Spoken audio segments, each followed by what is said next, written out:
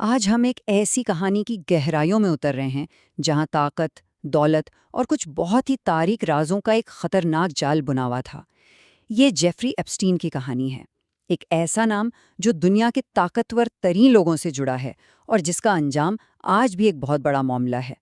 تو آئیے اس پیچیدہ اور پریشان کن دنیا کو مل کر سمجھنے کی کوشش کرتے ہیں۔ تو سوچئے، ایک جزیرہ جو دیکھنے میں بالکل جنت جیسا لگے، ایک ارب پتی جس کے بارے میں کوئی کچھ نہیں جانتا، اور دنیا کے سب سے بڑے راز۔ کیا لگتا ہے ان سب کا آپس میں کوئی تعلق ہو سکتا ہے؟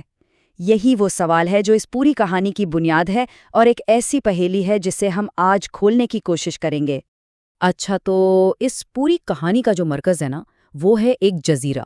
نام ہے لٹل سینٹ جیمز، لیکن دنیا اسے ایپسٹین آئیلینڈ کے نام سے جانتی ہے۔ بظاہر تو یہ ایک خوابوں کی جگہ تھی، لیکن اس کی چمک کے پیچھے جو حقیقت چھپی تھی اس نے پوری دنیا کو ہلا کر رکھ دیا۔ اور یہ کوئی عام جزیرہ نہیں تھا۔ رپورٹس کی مانیں تو یہاں عجیب و غریب چیزیں تھیں۔ زمین کے نیچے سرنگیں، ایک مندر جیسی پراسرار عمارت، اور کیمرے، ہر جگہ کیمرے۔ یہاں تک کہ اس کا جو پرائیویٹ جیٹ تھا نا، اسے بھی ایک عجیب نام دیا گیا تھا، لولیتا ایکسپریس۔ یہ سب چیزیں مل کر ایک ایسا ماحول بنا رہی تھیں جس سے شک اور سازش کی بو آتی تھی۔ تو سوال یہ اٹھتا ہے کہ آخر یہ جیفری ایپسٹین تھا کون؟ ایک معمولی پس منظر سے آنے والا شخص اتنی ناقابل یقین دولت اور طاقت کا مالک آخر بنا کیسے؟ اس کا سفر 1970 کی دہائی میں ایک عام سے ریاضی کے ٹیچر کے طور پر شروع ہوا تھا، لیکن اس کی نظریں کہیں اور تھیں۔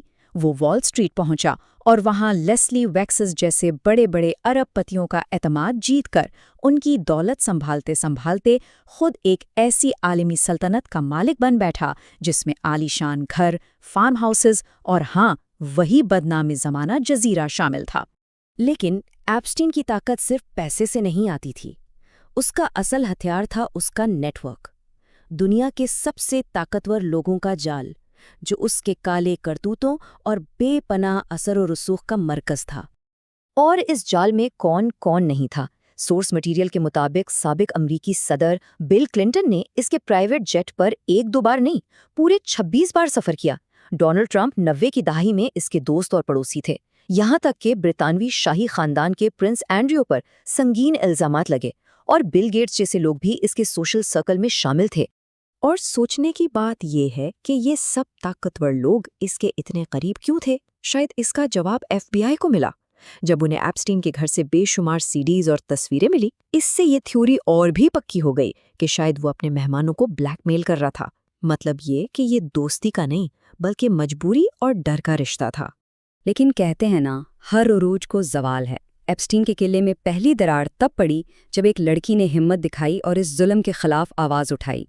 انصاف کی یہ لڑائی بہت لمبی تھی۔ 2005 میں کورٹنی وائلڈ نے پہلی پولیس رپورٹ درج کروائی، لیکن ہوا کیا؟ 2008 میں ایک خفیہ ڈیل کے ذریعے ایپسٹین کو سخت سزا سے بچا لیا گیا۔ سالوں تک یہ معاملہ دبا رہا، یہاں تک کہ 2018 میں ایک رپورٹ نے اس پوری ڈیل کا پردہ فاش کر دیا، اور پھر عوامی غصے کے بعد 2019 میں آخر کار اسے دوبارہ گرفتار کر لیا گیا۔ اور وہ 2008 کی ڈیل، سنیے تو صحیح، وہ انصاف کے ساتھ ایک بھونڈا مذاق تھی۔ جس شخص کو عمر قید ہونی چاہیے تھی اسے صرف 18 مہینے کی سزا ملی، اور وہ بھی ایسی جیل میں نہیں بلکہ ایک پرائیویٹ ونگ میں، جہاں سے اسے روز کام پر جانے کی اجازت تھی۔ مطلب مکمل طور پر احتساب سے بچا لیا گیا۔ لیکن اس سے پہلے کہ ایپسٹین عدالت میں کھڑا ہوتا اور اپنے راز دنیا کے سامنے لاتا، کہانی میں ایک اور شاید سب سے بڑا موڑ آ گیا۔ ایک انتہائی سیکیورٹی والی جیل میں اس کی موت۔ سوال یہ ہے کہ یہ خودکشی تھی یا ایک گہری سازش؟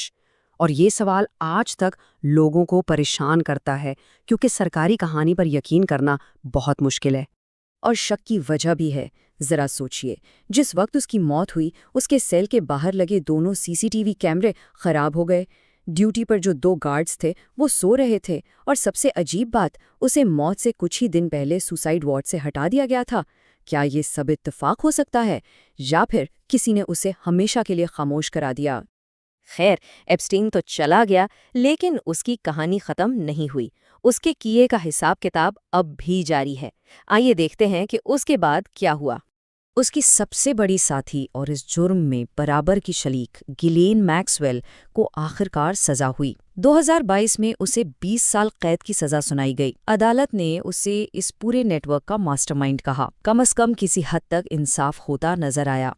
اور پھر وہ رقم $121 ملین۔ یہ رقم ایپسٹین کے جائیداد سے 150 سے زیادہ متاثرین کو دی گئی ایک وکٹم کمپنسیشن فنڈ کے ذریعے۔ ظاہر ہے یہ ان کے درد کا مداوع تو نہیں کر سکتی، لیکن یہ ایک اعتراف تھا کہ ان کے ساتھ کتنا بڑا ظلم ہوا تھا۔ اور یہ معاملہ ابھی بھی چل رہا ہے۔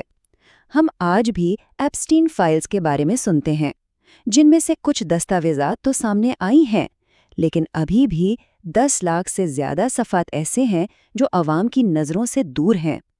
اصل سچائی شاید اب بھی انہی فائلوں میں کہیں بند ہے۔